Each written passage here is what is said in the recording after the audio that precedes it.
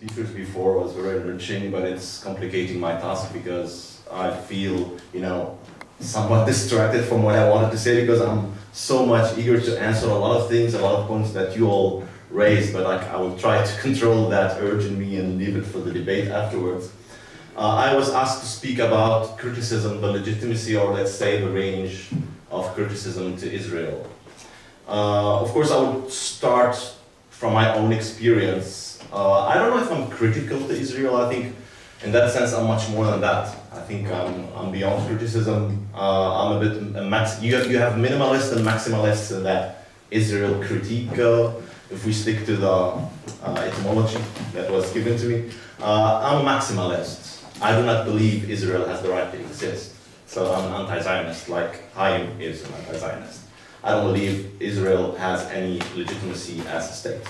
So I don't think that makes me a critic of Israel, but it maybe does in the sense I'm critic in a maximalistic sense of Israel. So obviously not all critics of Israel share the same view. I think there are several frequencies of criticism towards Israel. You can be critical of the Israeli government, especially the actual government, you know. You can be critical to Bibi Netanyahu, you know.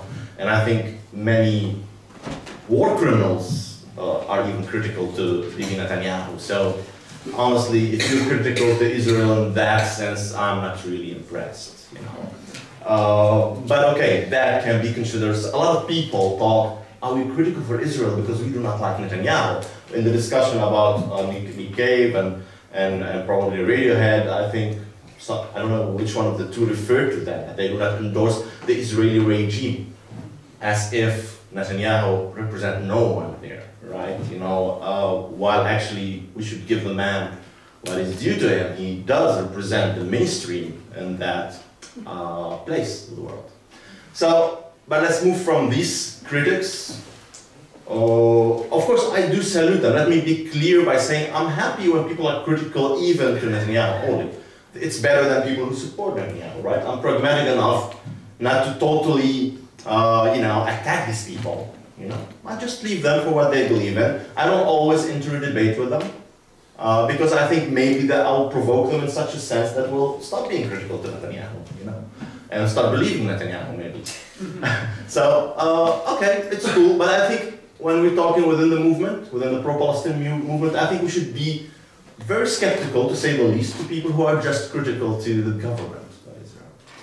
I think we passed the second frequency of criticism towards Israel. Let me also add to that that you can easily be critical to Netanyahu in Europe. I don't think we should be, you know, saying or claiming that we cannot even be critical to Netanyahu. Some countries may be more difficult than other countries, but in general, it's okay to be critical to Netanyahu or to the Israeli government in Europe. They don't mind that. Nobody minds that. You don't lose jobs over that. You can still be in the mainstream and critical to Netanyahu. That's okay in Europe. Okay, if we're honest, we can say that. My newspaper, the Standard, I mean, my ex-newspaper, it sounds not like a relationship that ended. It is. So, you know, they don't mind if I'm critical to Netanyahu. That's okay. Let's go to the second frequency. Because I've written 3 years columns there, among which a lot of columns that are critical to the Israeli government. And that's okay, they like that, no problem.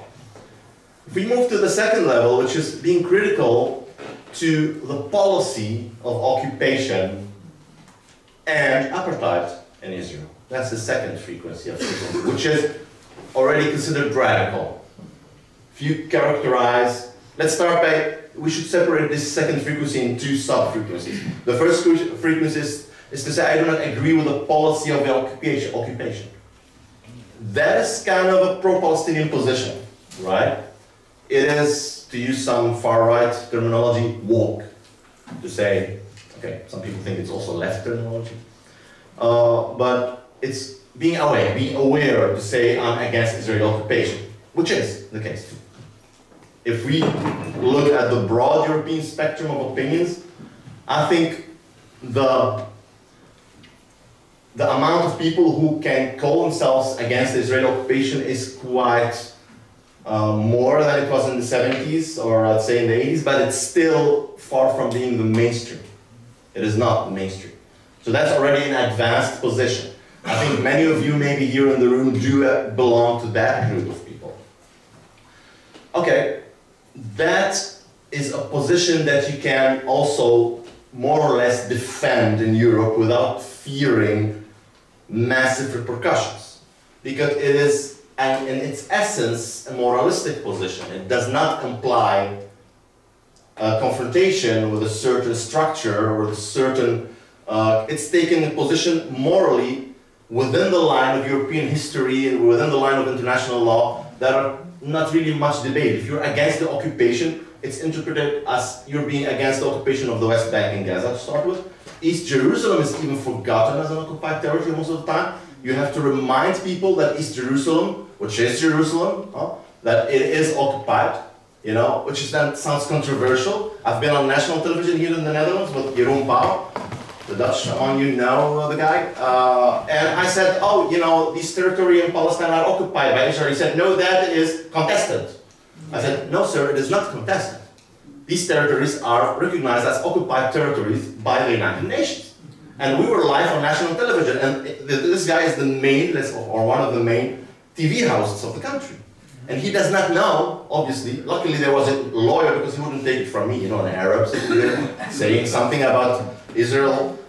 You don't take anything from it. I don't have the right color or credentials for that, but like luckily there was a lawyer who was not an Arab or a Muslim on table, and he said, well, actually he has a point, it is occupied territory. Okay. So let's go further from, I'm saying this position you can defend also without fearing for repression, you know, but you're already, you know, you're already entering tricky territory. When you start talking about the Israeli occupation, just like that, without really calling for anything to do against it, you're already entering tricky territory.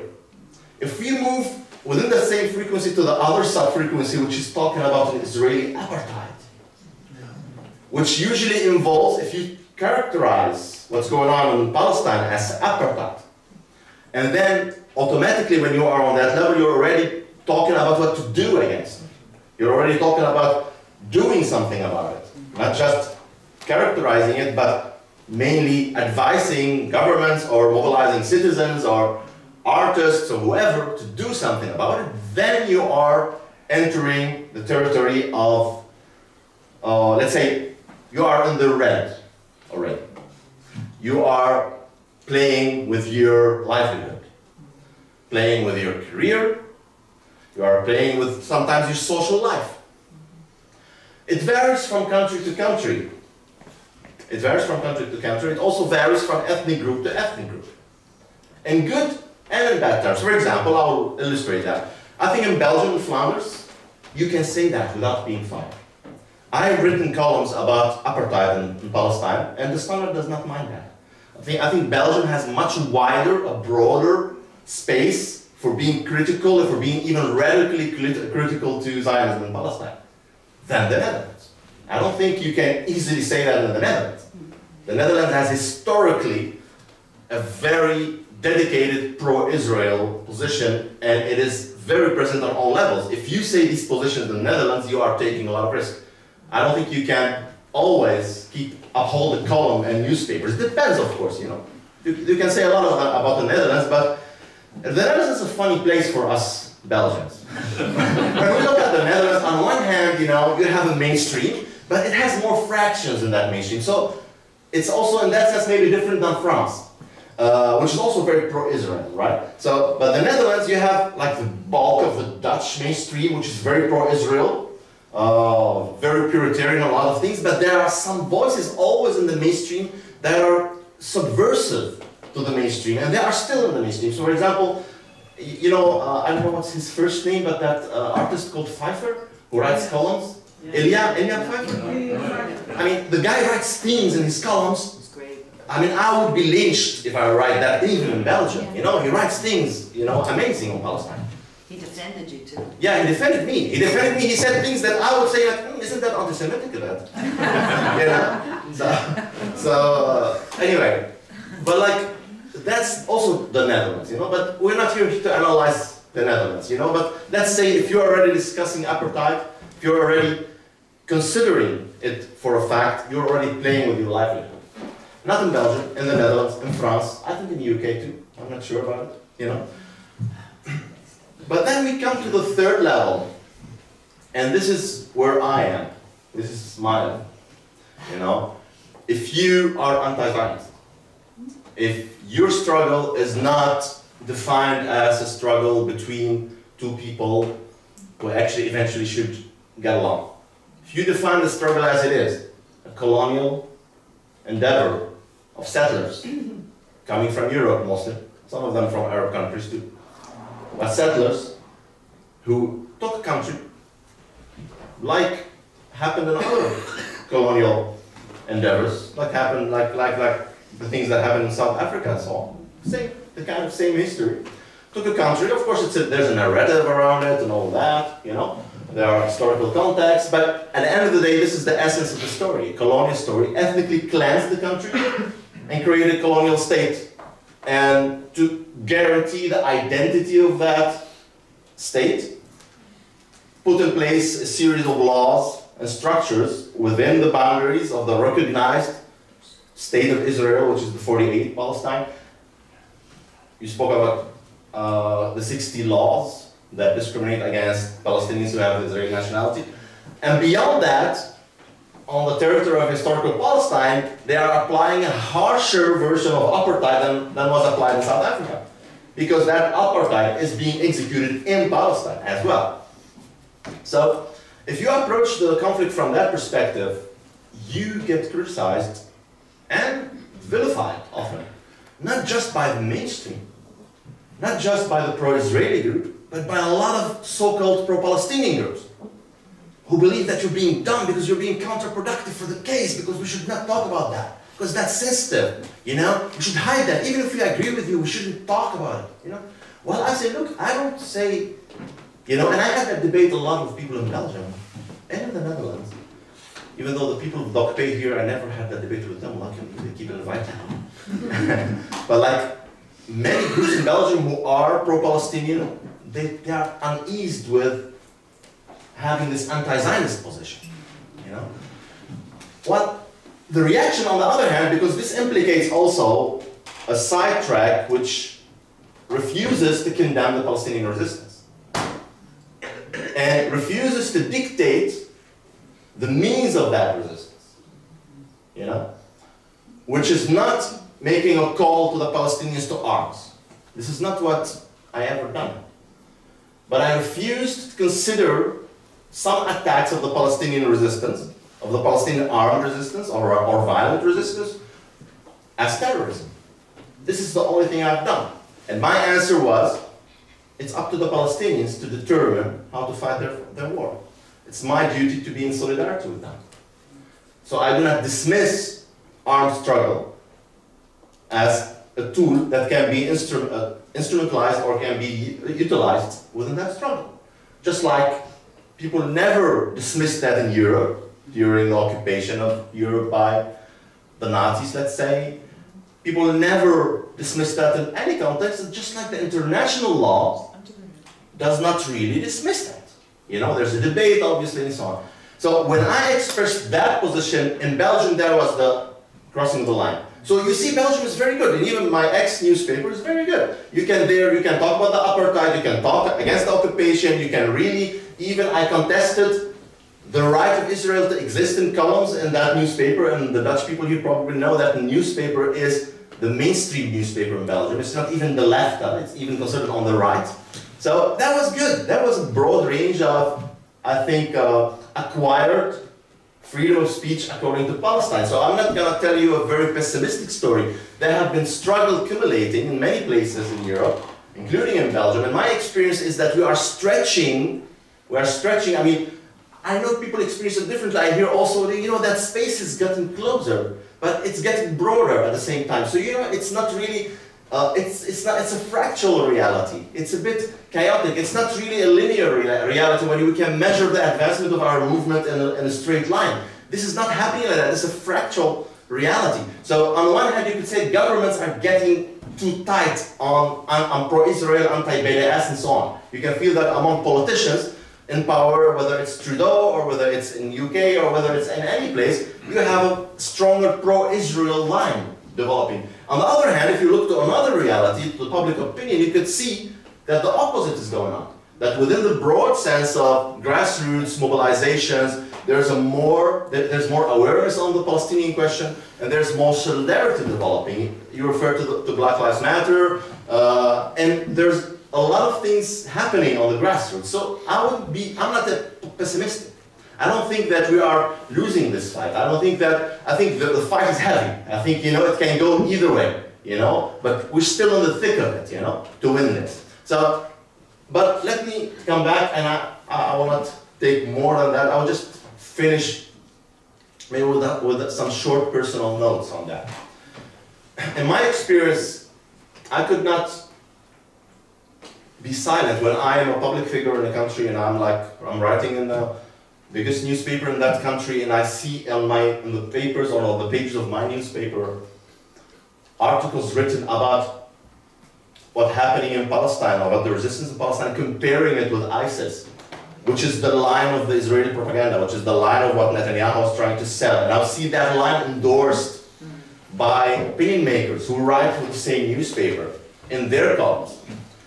I cannot then reconcile that with my consciousness and just be silent about it. Some people said, well, Dyab, you should have been strategical with that. Well, I've never been strategical. I leave being strategical for other groups. I think BDS is strategical. I'm not BDS. I support BDS, but I'm not strategical. My role is twofold, and this is what we should understand in the movement. We do it differently, all of us. At least, let us try not to be enemies of each other, And I'm the maximalist telling that to maybe some of the minimalists, Usually it's the maximalists calling the minimalists traitors. But I do not call anybody traitor who wants to stand with the people of Palestine in any way. I applaud these people, But I often see that the other thing happens is that positioning yourself on the anti-colonial, on the decolonial line nowadays can be problematic because the movement is hoping to break into the mainstream, and by wanting or sometimes becoming desperate, not the whole movement, but parts of the movement, becoming so desperate to become part of that mainstream, they feel that they have to adopt mainstream narrative. And by doing that, they have to distance themselves from subversive radical elements like myself, who are critical to the mainstream, not just on the Palestinian issue, but on the racism issue and on other issues as well. So, I don't know who dropped intersectional. You dropped intersectional. Yes, intersectionalism is maybe an interesting line to understand how we can radicalize the Palestinian struggle even further without necessarily dismissing the non-radical elements who are our friends and allies, But I think setting the tone of the struggle for Palestine should be done by the radical elements, and should be done by I've written, my last book is about, it's called The Plea for Radicalization. So, for me, radicalization is something that, and I also enjoyed what you said, when you said, I hope some people can visit Palestine and maybe can get radicalized there. I smiled because you used the radicalization the same way I understand it. I want to finish by saying something personal. Like I said, I cannot detach the Palestinian question from my personal emotions. I'm not Palestinian, I'm Lebanese. And the relationship between Lebanese and Palestinians is not positive, mostly. Most people here know. Why? Because there have been a conflictual touch in Lebanon too. Palestinians are not only victims, Palestinians are also agents in history, especially in Lebanon. The Fatah governed Lebanon between 1969 and 1978, 79 almost, the Lebanese people felt at that time, almost occupied by the Palestinians. And I belong to the left wing in Lebanon, which was allied with the Palestinians. So I fought against the Lebanese people who fought, like I'm saying, but I'm just describing to you the feeling of a lot of Lebanese. So when you see, and when I lived in Lebanon, I was an activist against the discriminations that the Palestinians are experiencing in Lebanon, which are maybe the harshest in the region. But my connection with Palestine does not have to do necessarily with something that I lived in Palestine. I did not experience the plight of the Palestinians, but I experienced the wrath of Israeli occupation in Lebanon, because I lived under Israeli occupation in Lebanon as a child. And as a child, I remember myself speaking to Israeli soldiers in my street when they first entered the country in 1982. I was 11.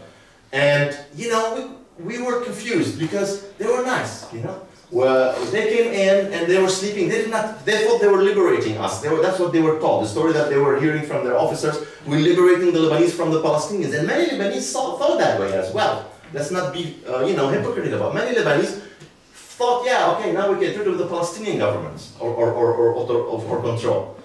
I wasn't, because I was raised in a leftist house, so my father was very depressed and talking about how these colonizers are here now, but I couldn't make up my mind. I remember these soldiers were giving me bonbons and stuff, and I kind of took it, you know. And I remember I was sitting with these two Israeli soldiers, and I even remember their names still, one called Moshe and the other Yosef. And they were discussing with me. They spoke very well Arabic, and they were discussing with me, you know, and I was kind of a reader, kind of a nerd. So, and they were talking about the right of Jews to be in Palestine. They were talking about that.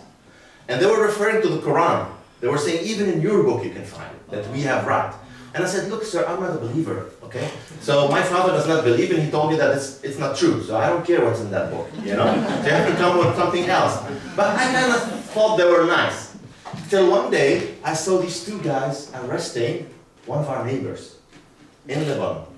And the way they arrested him, I saw it later repeating itself in all these documentaries that I saw, like yours and so on. It's the same way. It's like ripping off the clothes and then blindfolding him with his own clothes and then dragging him into a helicopter that landed in front of our seat to take him away. And it was these two guys who were talking to me. And afterwards, of course, I lived 4 other years. I'll spare you the stories of the Israeli occupation. By the end of 1982, every Lebanese living under Israeli occupation hated the guts of the state of Israel and its army. And the resistance appeared. And my experience, of course, is marked by my personal, or my opinions are, of course, marked by my personal experience. I do not believe that resistance is futile, because I saw resistance work. I lived in a country that fought the Israelis and pushed them out without signing agreements and without the help of any international campaign, whether the boycott or not. So I will not, my advice to the movement in Europe, and now I'm part of it. I'm not living there, I'm not even living in Europe, in Lebanon anymore, I'm living here in Europe. My position is not to take the lead in the Palestinian struggle, but to create the tools that Palestinians can use. I think this is the main message of the BDS, is to be a tool, and not to be the barometer of right and wrong for the Palestinian struggle. I think if we understand that, whatever we think is right and wrong, whatever we do is then serving the cause. We become problematic from the moment that we position ourselves as a barometer for what Palestinians do in Palestine. And how the environment will react to us, the limit of critique, or I think it's a struggle. It will always be a struggle. It's about the balance of force, the balance of power. And we have to work on that balance of power. I believe, like you all believe, mainly by experience. Like, it's not art who will change the world. It's not goodwill that will change the world. It all can help, but that will not change. What will change is building a balance of power that is conducive for justice. If we can contribute to that, I think we're doing a good thing.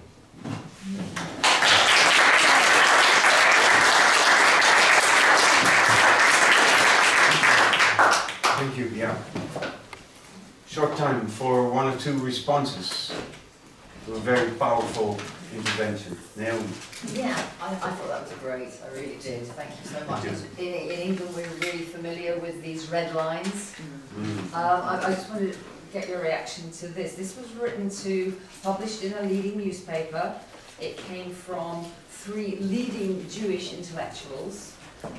For those who know them, Simon Sharma is a historian, Howard Jacobson is a Booker Prize-winning author, God knows why it was a rubbish book, and Simon C. writing fiction. It calls itself a Jewish state, because they say, oh, we are the Jews, we are all the Jews, we represent all the Jews. If we believe that, you know, then we are conducive to anti-Semitism. Well, when we say, no you don't, you're just Zionists. then you are creating a demarcation line. So I think the intellectual battle can be won on that. And I think, honestly, I think we've won the intellectual debates a long time ago. That's why I believe we need still to win the real balance of power. That's why I'm going now into politics a bit, because I want to try, okay, like, we're with a lot of Brussels, maybe we try to get some votes there and try, I don't know, a lot of things can add to the struggle. Intellectually, I think they don't have a case. And the practice of the boycott, again, a personal experience, it's very tricky for me to just have one guideline of boycott for everybody. I understand BDS has that, but I think I'm tighter on the boycott than, for example, what I expect from a Western European who is not from Arabic background or Muslim background. I think we, when I say we now, I'm talking now from an identity perspective, we Arabs and Muslims in general should be stricter in dealing with the state of Israel than people in the West who are our comrades. Why? Because of the discussion on normalization. Because when we are, you know, dealing with anything less than anti-Zionism in a positive way, coming from Israel, then we are entering a normalization process. While when you are doing that, you're not. Because normalization between the UK and Israel is already a fact. So you're not normalizing. You don't have to be worried about normalizing. It's about, so you can deal with Israelis who are not really anti-Zionist and so on. For me, no, it's really a limit. Like, if an Israeli is not anti-Zionist, I stay away from them. If they don't call themselves explicitly an anti-Zionist, if they're Israeli, let me be clear, not a Jew. If a Jew from Belgium is even pro-Israel, I can talk to them. Because that has nothing to do with normalization. But an Israeli citizen who is not an anti-Zionist, I stay away from them. You know, so that's a bit also can be interpreted as anti-Semitism, but it's the opposite again. It has a political line behind it. I just wanted to add to what Naomi pointed out and to what you did. Until actually the Nazi occupation of Europe, most Jews were anti-Zionist. Yeah. And actually, the person who was against the Balfour Declaration in the British cabinet was the Jew of the cabinet, Montague, who said, this is wrong what we're doing. And actually they put in this kind of anodyne formula about the non-Jewish residents to satisfy him because he was anti-Zionist. Of the Jews of Germany, 98% were against the Zionists. Only 1.5% of the Jews of Germany were Zionists. So, my family were anti-Zionists, they were Bundis. So the idea that now, all of a sudden, to be an anti-Zionist is anti-Semitic is really intellectually nonsensical. It's just ahistorical and nonsensical. Small parentheses on this, you know, here, very small. You know, the thing is, in experience, when you are in the activist field, you know, it's still today, some of the most outspoken activists for Palestine in America and in Europe are Jews. You know, it's still a reality. And I think when we come to the limits of critique to Israel, we have to not be shy to maybe upload that in a sense, because the range of critique is a bit broader. Of course, you can be called a self-hating Jew and everything, but you have still, if I criticize ISIS, I have less chance than you to be called Islamophobic, right? Because I am from a Muslim background. And I think it's good to be aware of how the machination of the other side are, and to maybe, you know, ask Jews to be more expressive on that element that you're addressing, on this anti-Zionist part. That's why when I heard you say anti-Zionism without saying I'm not Zionist, you know, I kind of breathe better, you know, because I don't hear it a lot, you know. Even though I know I have a lot of Jewish friends who tell me, look, Dyab, I'm anti-Zionist, but you know, I want to keep some friends in my family, you know. If I'm very outspoken about it, you know, like I might lose social contacts and stuff like that. So I think it's also a battlefront, you know, to revive that movement, you know, and I think Jews have an important role to play in that, you know. Okay. Dyab Abou Jahjah, thank you so much. Thank you.